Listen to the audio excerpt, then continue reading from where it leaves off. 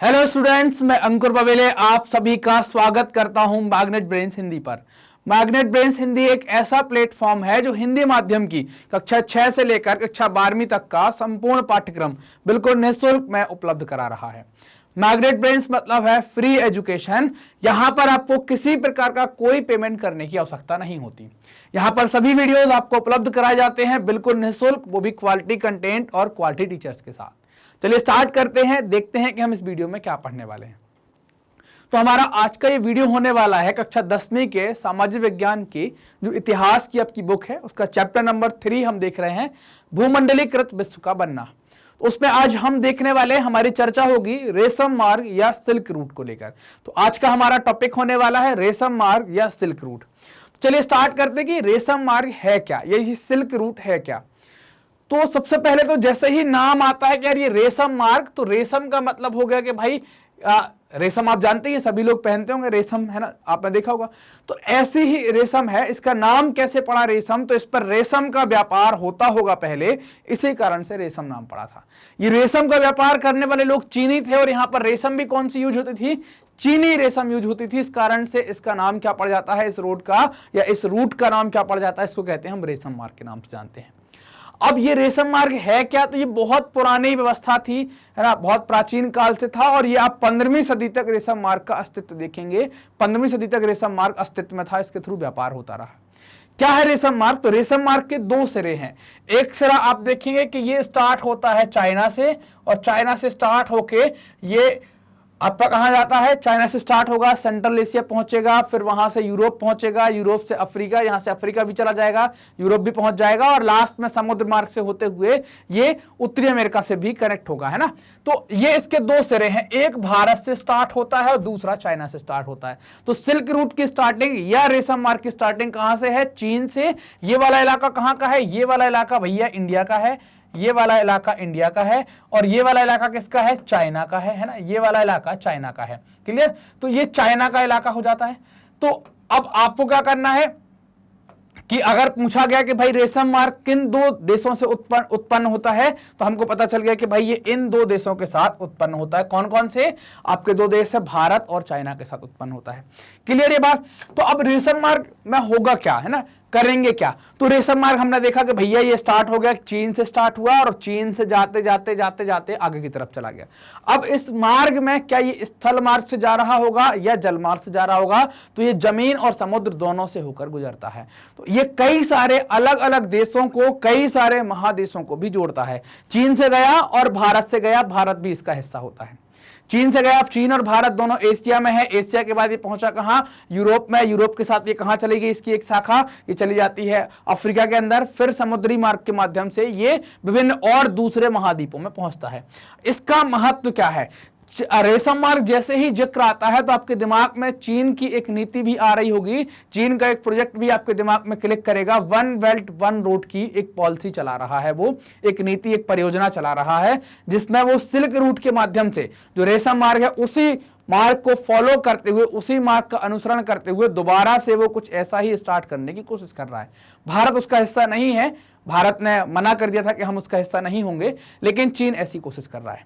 क्या होता था कि जमीन और समुद्र से होकर जाएगा, कई सारे देश और महादेश को आपस में जोड़ेगा, है ना, कई देशों को, कई महादेशों को आपस में जोड़ेगा। जैसे इनमें प्रमुख देश, महाद्वीप की हम बात कर लें तो इनके देश तो अपने आप पता चली जाएंगे, अफ्रीका, उत्तरी अमेरिका, यूरोप, एशिया, ये 4 प्रमुख महाद्वीप हैं जिनको वो कनेक्ट कर रहा है। यहां से उत्पत्ति हुई, ये एशिया हो गया, एशिया के बाद आप देखेंगे यहां पर कहां जाएंगे, एशिया पूरा निकल गए, एशिया के साथ ये यूरोप में एंटर हो गए, यहां पर अफ्रीका में एंटर हो गए, और आगे जाकर ये कहां चले गए, और आगे ये ब्रांच चली गई तो कहां चली जाएगी, ये उत्तरी अमेरिका में चली जाएगी।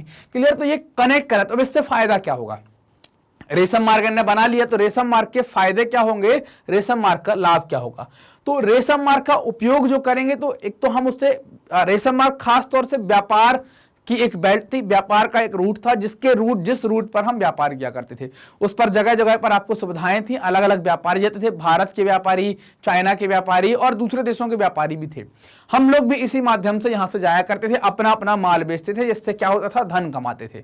हमने देखा था जब हम इंट्रोडक्शन वाला पार्ट पढ़ रहे थे तो हमने देखा था कि भारत और चीन अमीर देशों में गिनती होती थी, संपन्न देशों में गिनती होती थी। इसी रेशम मार्ग के माध्यम से हम अपनी बनी हुई चीजों को बेचते थे और जिनसे हमें पर्याप्त मात्रा में धन मिलता था। चाहे वो हम हो, चाहे वो चीन के लोग हों, उन सब ने पर्याप्त मात्रा में धन कमाया था। तो इसका उपयोग क्या करे? चीनी पॉटरी, पॉटरी मतलब वो चीनी मिट्टी के नहीं आते कप प्लेट, तो चीनी पॉटरी का बिजनेस यहां से होता था। चीन में बने जो कप प्लेट और चीनी मिट्टी के और दूसरे बर्तन हैं, इनको कहां होगा? उस रूट के माध्यम से अलग अलग देशों में भेजा जाएगा, बेचा जाएगा, जिससे चीन को फायदा होगा। भारत के लोग भी इसी में क्या हो गए? भारतीय लोगों ने भी मसाले, भारतीय सामान, सोना चांदी और ढेर सारी वस्तुओं का आवागमन शुरू कर दिया, मतलब बेचना खरीदना शुरू कर दिया। मतलब व्यापार आ जाएगा तो क्या आ जाता है? लाभ। व्यापार में क्या आता है? फायदा। तो हमको यहां से क्या होने लगा? लाभ होना स्टार्ट हो गया। जब ये व्यापार आप कर रहे हैं तो आप, ऐसा तो होगा नहीं कि जिस देश में जाएंगे टोटली वैसे हो जाएंगे, हो तो सकते नहीं है। तो क्या हो रहा कि ये सामानों के साथ साथ इस सिल्क रूट के माध्यम से, रेशम मार्ग के माध्यम से व्यापारों के, सामान के साथ साथ व्यापार और संस्कृति का भी आदान प्रदान हो रहा है। क्योंकि आप मसाले ले जाएंगे तो कुछ मिलेगा आपको, वहां से कुछ आप लेकर आएंगे, तो क्या हो गया? व्यापार डेवलप हो गया, साथ ही साथ संस्कृति का। हमने कुछ पहनावा यहां आ गया, कुछ जेवर जवाहरात आ गए यहां पर, यहाँ की कुछ परंपराएं वहां चली गई, वहां की कुछ परंपराएं यहां आ गई। तो संस्कृति का भी क्या हुआ? आदान प्रदान इस रूट के माध्यम से हुआ। कौन सा रूट? ये चीन से स्टार्ट हो रहा है, ये वाला रूट, और ये जाता है कहां पर? आपके नॉर्थ अमेरिका तक, उत्तरी अमेरिका तक आप देखें। और भारत से भी, भारत में भी आप देखें, बंगाल से स्टार्ट हो रहा, पटना, प्रयागराज, दिल्ली, तक्षशिला होते हुए कहां चला गया? पाकिस्तान। तक्षशिला में, तक्षशिला जो है वो कहां है? पाकिस्तान में है। तो वहां से होते हुए कहां चला गया? आगे तक बढ़ जाता है और उस मेन रोड के साथ ये मिल जाता है। तो उससे व्यापार हो रहा है, संस्कृति का आदान प्रदान हो रहा है। तो ये सारी फायदे इस रूट के हुआ करते थे।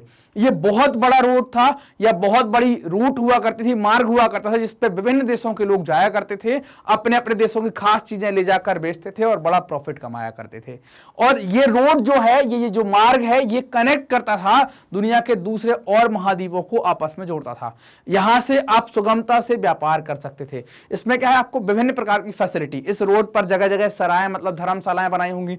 आप गए, हवाई जहाज तो चलता नहीं था, आपको जाना पड़ेगा घोड़ा गाड़ी, बैलगाड़ी से गए, आपका घोड़ा भी भूखा हो गया, आप भी भूखे हो गए, तो घोड़े की खाने की व्यवस्था भी मिल जाएगी, आपके खाने की व्यवस्था, रात रुकने की व्यवस्था, और कोई समस्या आ रही है तो उनके लिए भी कुछ व्यवस्थाएं करके रखी होंगी। तो इससे क्या हुआ? इस रोड, इस मार्ग पर व्यापार बहुत आसान हो गया। इस रेशम मार्ग का उपयोग निश्चित तौर पर ईसाइयों, मुस्लिम और बौद्ध लोगों ने भी किया होगा। भारत में या एशिया के अंदर जो ईसाई मिशनरी आई है ना, कहां आई है? एशिया में जो ईसाई मिशनरी आई है, तो ये कैसे आई होगी? इसी मार्ग का अनुसरण करते आई होगी। क्योंकि इस मार्ग के माध्यम से हम कहां जा रहे हैं? यूरोप और दूसरे और देशों में जा रहे हैं। तो यूरोप के लोग भी इसी मार्ग का अनुसरण करते हुए कहां आ गए होंगे? एशिया और दूसरे देशों में पहुंचे होंगे। तो ईसाई मिशनरी जो एशिया में आई है, एशिया के देशों में आई है, वो इसी रेशम मार्ग का उपयोग करते हुए आई होगी।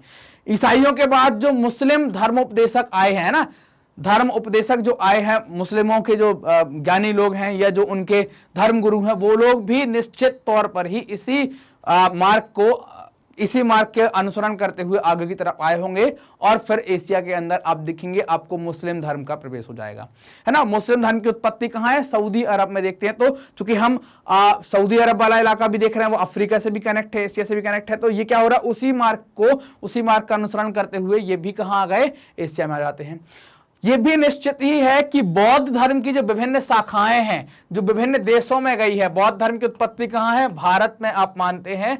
तो यहाँ की जो बौद्ध धर्म है, जो विभिन्न देशों में गया है, इसकी विभिन्न शाखाएं गई हैं, वो भी निश्चित तौर पर इसी रेशम मार्ग का अनुसरण करते हुए गई होंगी। और अलग अलग देश में बौद्ध धर्म का मानने वाले या बौद्ध धर्म के अनुयायियों की संख्या बढ़ गई होगी। ये इसी मार्ग के माध्यम से अलग अलग देशों में गई है। आप ये मार्ग फिर से एक बार देख लीजिए कि ये मार्ग कहाँ है। आप देख रहे हैं चाइना और भारत से होकर जा रहा है। तो भारत में आप देखेंगे कि भारत और नेपाल वाले इलाके में ही तो बौद्ध धर्म की उत्पत्ति आप देखेंगे। तो इसी मार्ग का अनुसरण करते हुए क्या हुआ है? ये इस तरफ चला गया बौद्ध धर्म, और ये बौद्ध धर्म चाइना वगैरह में चला जाता है। चाइना के बाद फिर जापान वगैरह में भी पहुंच जाता है। आप देखेंगे ईसाई और मुस्लिम लोग यहां आप देखें सऊदी अरब, यहां आपका सऊदी अरब वाला इलाका यहां पर आ गया, अरब प्रायद्वीप। तो यहां से ये लोग कैसे इसी मार्ग का अनुसरण करते हुए भारत में भी आए, इन सब देशों में भी गए। वैसे ही ईसाई और पश्चिम में यूरोप वाला इलाका हो जाएगा, वहां से वो इसी रोड का अनुसरण करते हुए भारत पहुंचे, चीन पहुंचे और विभिन्न देशों में पहुंचे हुए थे। तो धर्म के मामले से भी इसका उपयोग कर लिया गया। धार्मिक जो धर्म की जो शाखाएं हैं वो इसी मार्ग के माध्यम से एशिया में आई और एशिया के धर्म की शाखाएं विभिन्न दूसरे देशों में गई हुई थी। तो हमने ये रेशम मार्ग का उपयोग देखा हुआ था कि भाई सिल्क रूट का क्या उपयोग है, कैसे ये कर पा रहे हैं, कैसे ये फायदा कमा रहे हैं। तो हमने ये भी देखा था कैसे हम सामान बेच रहे हैं और कहां कहां पर है ये, किसको किसको कनेक्ट करता है, हमने ये सारी बातें जानी हुई थी। यहां पर क्लियर है बात। ये रेशम मार्ग वाली बात का जो टॉपिक है वो कर लेते हैं हम यहां पर कंप्लीट। मैग्नेट ब्रेन्स ने आपकी सुविधा के लिए, ताकि आप बहुत व्यवस्थित तरीके से पढ़ सकें, अपना एक एप्लीकेशन डेवलप किया है जिसे आप प्ले स्टोर पर जाकर डाउनलोड कर सकते हैं। और आपकी सुविधा के लिए अपनी एक वेबसाइट भी बनाई है। उसके लिए आप गूगल पर टाइप करें magnetbrains.com। जैसे ही टाइप करते हैं पहली लिंक पर इंटर करेंगे और इंटर करते ही आप प्रवेश कर जाएंगे मैग्नेट ब्रेन्स की वेबसाइट पर। आपको वहां पर आपका मीडियम सेलेक्ट करना होगा। मीडियम सेलेक्ट करने के बाद आप क्लास सेलेक्ट करेंगे। मान लीजिए आप कक्षा 10वीं के हैं, हिंदी माध्यम के विद्यार्थी हैं, कक्षा 10वीं सेलेक्ट करिए। जैसे ही आप कक्षा 10वीं सेलेक्ट करते हैं, माध्यम सेलेक्ट करते हैं, आपके सामने ये सभी टीचर्स आ जाते हैं। सभी सब्जेक्ट के टीचर्स आपके सामने होते हैं। आपकी चॉइस है कि आपको कौन सा सब्जेक्ट अभी पढ़ना है। मान लीजिए कि आप सामाजिक विज्ञान का इतिहास देखना चाहते हैं, तो आपने क्लिक किया और जैसे ही क्लिक करेंगे, क्योंकि आपके यहां पर क्या है, ये बुक का नाम डाला हुआ है यहां पर, है ना। तो जैसे ही आपने क्या किया, यहां पर क्लिक करेंगे, क्लिक करते ही क्या हो जाएगा, उसकी एक प्ले लिस्ट खुल जाएगी कि भाई इसमें कौन कौन से वीडियो हैं, कितने चैप्टर हैं, सारे आप हर चैप्टर के अंदर इनको देख पाएंगे बहुत व्यवस्थित तरीके से। हर एक चैप्टर के पूरे concept video, one shot video, MCQ, solution, सब कुछ आपको यहां पर देखने को मिलेगा। आपने वीडियो प्ले कर लिया, वीडियो चल रहा है, फिर ये वीडियो खत्म हो गया, आपको लग रहा है कि भाई हमारा भी अच्छे से मन लग रहा है पढ़ने में, अगला वीडियो, नेक्स्ट दबाओ, अगला देखो, आप अगला, नेक्स्ट दबाओ, अगला देखो। तो आप सिस्टमेटिक तरीके से बिना किसी भटकाव के बहुत आसानी से पढ़ाई कर सकते हैं।